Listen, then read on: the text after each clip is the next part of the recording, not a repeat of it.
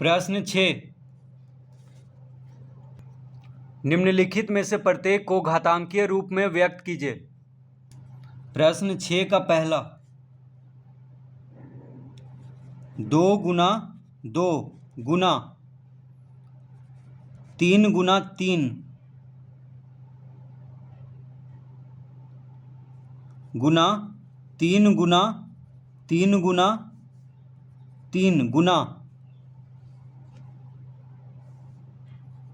ए गुना B गुना B. तो इसको घातांकीय रूप में व्यक्त करना है। तो देखिए 2 गुना 2, 2 कितना बार गुना हो रहा है? 2 जो है 2 बार गुना हो रहा है। ठीक है, तो 2 का घात 2 लिखेंगे गुना, तो 2 गुना 2 को लिख लेंगे 2 का घात 2।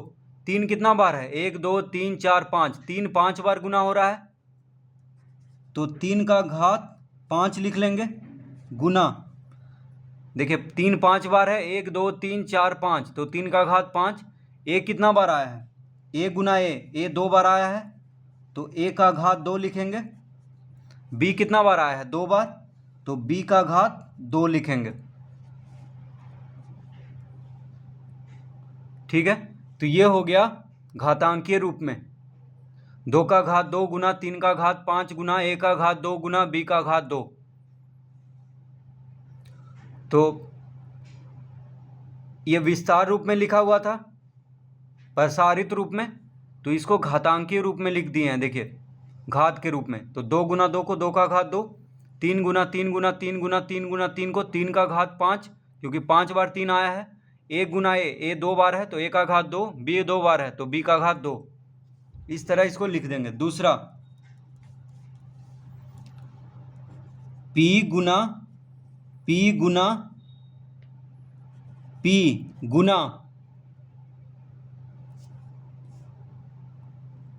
क्यू गुना क्यू गुना क्यू गुना क्यू गुना क्यू। तो ये देखिए दिया हुआ है पी गुना पी गुना पी। पी कितना बार है? 3 बार है। ठीक है, पी 3 बार आया है, पी गुना पी गुना पी, तो पी का घात 3 लिखेंगे गुना। क्यू कितना बार आया है? तो क्यू 1 2 3 4 5, 5 बार क्यू गुना हो रहा है, तो क्यू का घात 5 लिख लेंगे। अब देखिए इसको हम इस तरह लिख सकते हैं, पी का घात 3 गुना क्यू का घात 5। अब दोनों को गुना में है, तो इसको इस तरह लिख लेंगे, पी का घात 3 क्यू का घात 5, साथ में लिख लेंगे गुना हटा करके, क्योंकि गुना में है तो इस तरह लिख सकते हैं, पी का घात 3 क्यू का घात 5, दोनों को गुना करके। तो इसका घातांकीय रूप हो गया पी का घात 3 क्यू का घात 5।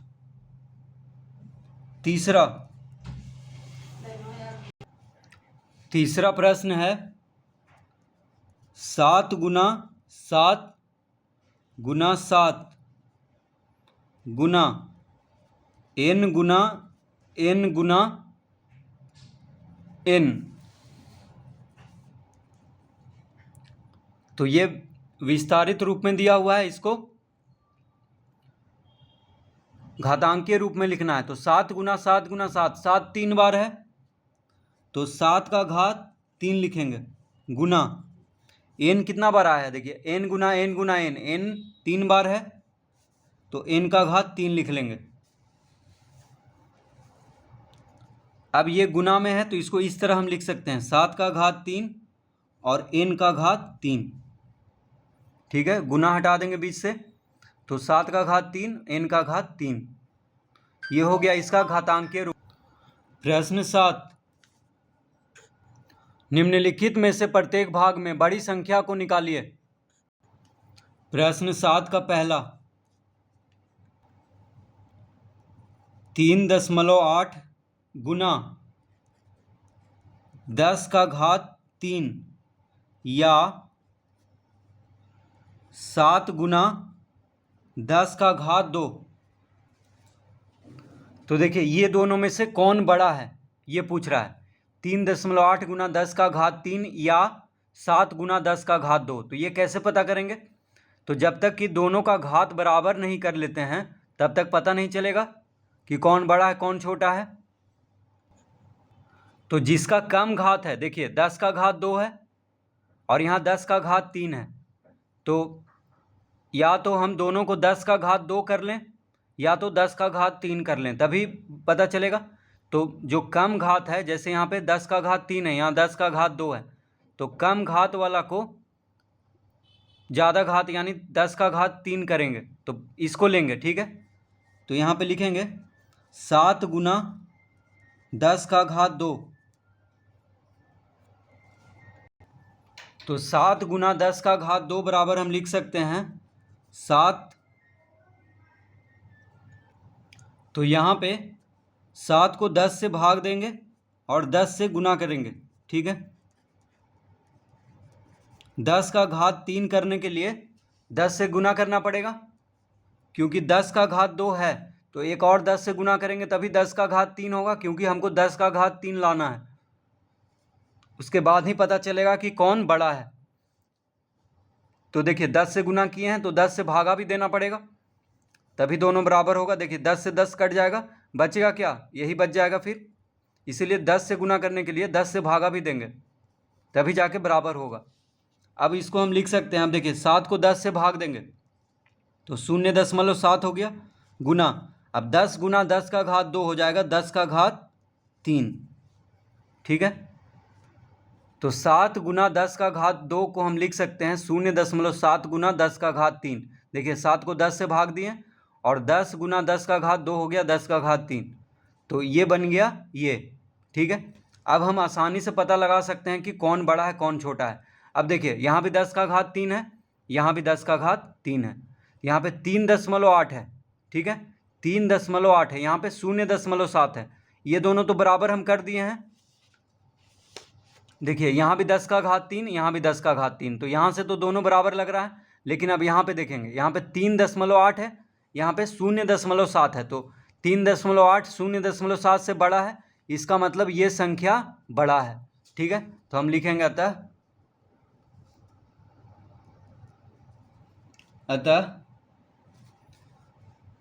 3.8 गुना 10 का घात 3 किससे बड़ा है? 0.7 गुना 10 का घात 3 से।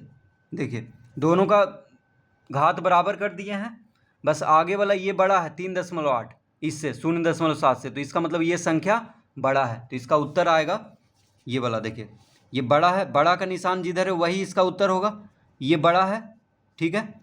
तो 3.8 गुना 10 का घात 3 बड़ा है किससे? 0.7 गुना 10 का घात 3 से। तो 0.7 गुना 10 का घात 3 इसको हम इसको हम बदल दिए हैं। 7 गुना 10 का घात 2 को हम लिख सकते हैं 0.7 गुना 10 का घात 3। तो अब हम आसानी से पता कर लिए कि ये बड़ा है इससे, तो इसका उत्तर आ गया 3.8 गुना 10 का घात 3। तो इस तरह से दोनों का घात बराबर करके आसानी से पता लगा लेंगे कि कौन बड़ा है कौन छोटा है।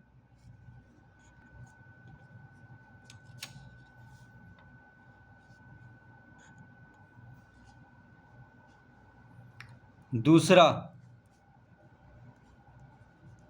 68 गुना 10 का घात 15 या 8 गुना 10 का घात 17।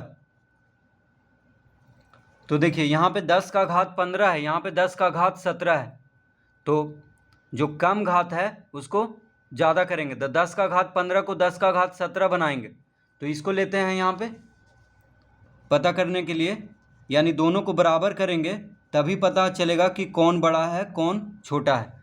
तो 10 का घात यहाँ पे 15 है, यहाँ पे 10 का घात 17 है, तो इसको 10 का घात 17 करने के लिए क्या करना पड़ेगा? 100 से गुना, यानी 68 को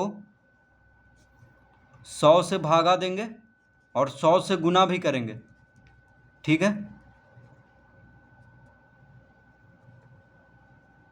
क्योंकि हमको चाहिए 10 का घात 17 चाहिए, क्योंकि यहाँ पे 10 का घात 17 है, तो 10 का घात 17 बनाने के लिए 10 का घात 15 को 100 से गुना करेंगे, क्योंकि देखिए 10 का घात 15 है, तो 10 का घात 17 करने के लिए 2 शून्य और चाहिए, यानी 100 से गुना करेंगे, तो 100 से भागा भी देना होगा। ठीक है, 100 से भागा देना होगा, और 100 से गुना करने के लिए 100 से भागा भी देंगे तभी बराबर होगा। तो अब ये हो जाएगा, अब देखिए 68 को 100 से भाग देंगे तो 0.68 हो गया, गुना अब 100 गुना 10 का घात 15 हो गया 10 का घात 17। ठीक है, 10 का घात 17 लाना था, क्योंकि यहाँ पे 10 का घात 17 है। अब देखिए दोनों 10 का घात 17 हो गया, यहाँ भी और यहाँ भी। ठीक है, तो अब यहाँ देखेंगे तो 0.68 गुना 10 का घात 17, और इधर है 8 गुना 10 का घात 17। ठीक है, अब ये दोनों में कौन बड़ा लग रहा है? देखिए 10 का घात 17 इधर भी है, 10 का घात 17 इधर भी है, यहाँ से तो बराबर लग रहा है ये, लेकिन यहाँ पे 8 है, यहाँ पे 0.68 है, तो 0.68 से बड़ा है 8, यानी ये बड़ा है। 8 गुना 10 का घात 17 बड़ा है, तो इसका उत्तर हो जाएगा 8 गुना 10 का घात 17। ठीक है, ये इसका उत्तर आएगा, क्योंकि ये बड़ा है इससे। और 0.68 गुना 17 किसको लाए थे? इसको लाए थे। देखिए 68 गुना 10 का घात 15 को लिख सकते हैं 0.68 गुना 17। तो इस तरह आसानी से पता कर लेंगे कि कौन बड़ा है कौन छोटा है।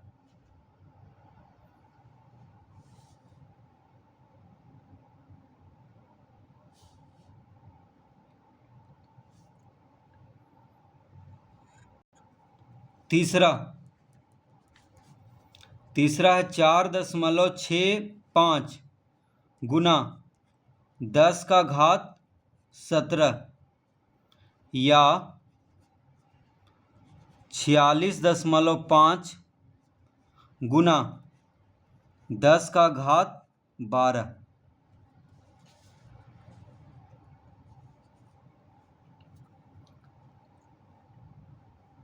तो यहाँ पे 10 का घात 17 है, यहाँ पे 10 का घात 12 है, तो जो जिसका कम घात है उसको, जैसे 10 का घात 12 को 10 का घात 17 बनाएंगे तभी पता चलेगा कि कौन बड़ा है कौन छोटा है। तो अब इसको हम यहाँ पे लिखेंगे 46.5 गुना 10 का घात 12।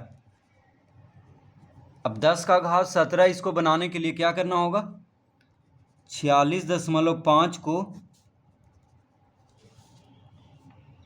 10 का घात 5 से भागा देना होगा और 10 का घात 5 से गुना करना होगा, तभी जाके 10 का घात 17 होगा, क्योंकि 12 5 17 होता है। तो 10 का घात 12 को 10 का घात 17 बनाने के लिए 10 का घात 5 से गुना करेंगे, तो जब गुना किए हैं तो भागा भी करना होगा, क्योंकि बराबर करने के लिए। ठीक है, अब 46.5 को 10 का घात 5 से भागा देंगे तो 0.5 अंक बाईं ओर खिसक जाएगा, यानी हो जाएगा 1 2 3, उसके बाद 46, तो दशमलव आ जाएगा यहाँ पे।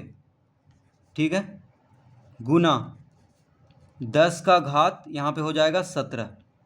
तो देखिए 10 का घात 5 से 46.5 को भाग दिए हैं, तो दशमलव कहाँ आ जाएगा? 5 अंक बाईं ओर, तो 6 के बाद है, तो देखिए 1 2 3 4 5, यहाँ पे दशमलव आ जाएगा 5 अंक पहले, क्योंकि 10 का घात 5 है। ठीक है, और दशमलव के पहले शून्य देते हैं, तो 0.0000465 गुना 10 का घात 17 हो गया, 12 5 17 होता है।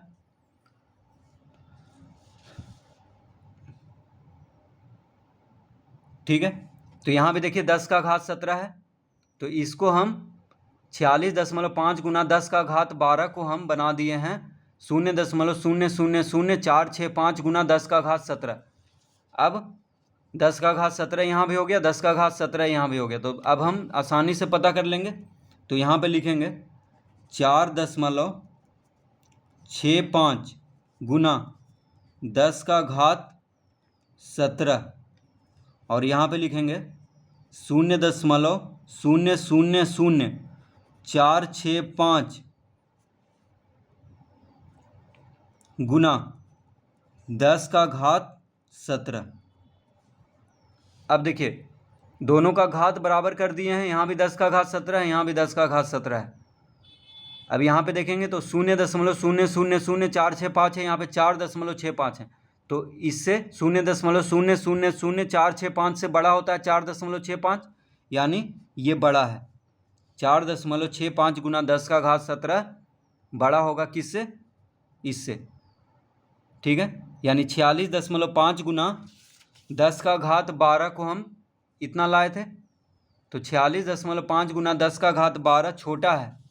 किससे छोटा है? 4.65 गुना 10 का घात 17 से। यानी इसका उत्तर आएगा 4.65 गुना 10 का घात 17, ये बड़ा है। तो इस तरह बड़ा और छोटा ज्ञात कर लेंगे।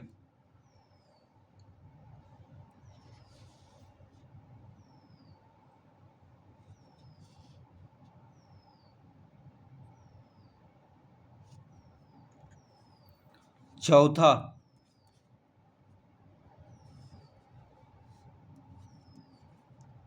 23.1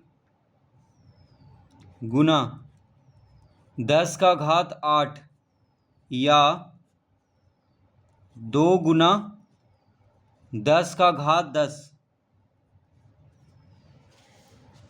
तो ये दोनों में कौन बड़ा है? तो देखिए यहाँ पे 10 का घात 8 है, यहाँ पे 10 का घात 10 है। तो 10 का घात 8 को 10 का घात 10 बनाएंगे, उसके बाद ही पता चलेगा। तो 23.1 गुना 10 का घात 8 को हम 10 का घात 10 बना देंगे। तो 10 का घात 8 को 10 का घात 10 बनाने के लिए क्या करना होगा? 10 का घात 2 से गुना करना होगा।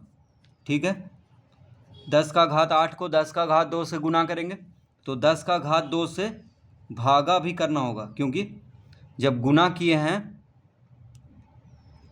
10 का घात 2 से, तो 10 का घात 2 से भागा भी करेंगे तभी बराबर होगा। इस तरह लिख लेंगे।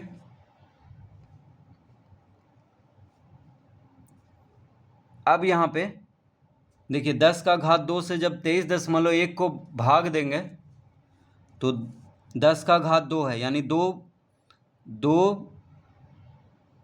अंक दशमलव जो है बाईं ओर खिसक जाएगा, तो हो जाएगा 0.231 गुना 10 का घात 2 गुना 10 का घात 8 हो जाएगा 10 का घात 10। तो 23.1 को जब 10 का घात 2 से भाग देंगे तो 0.231 हो जाएगा। 0.2 अंक बाईं ओर खिसक जाएगा, तो 0.231 गुना 10 का घात 10। तो 23.1 गुना 10 का घात 8 बन गया 0.231 गुना 10 का घात 10। ठीक है, इसको हम ये बना दिए। अब देख लेते हैं दोनों में कौन बड़ा है कौन छोटा है। तो 0.231 गुना 10 का घात 10 हो गया इधर, और इधर है 2 गुना 10 का घात 10। अब देखिए दोनों का घात बराबर हो गया है, 10 का घात 10, 10 का घात 10, और यहाँ पे है 0.231, यहाँ पे है 2, तो 2 बड़ा होता है, 2 बड़ा होगा 0.231 से, यानी इसका मतलब 2 गुना 10 का घात 10 बड़ा है किससे? इससे। ठीक है, तो इसका उत्तर आ जाएगा ये 2 गुना 10 का घात 10। तो इस तरह से इस प्रश्न को हल करेंगे।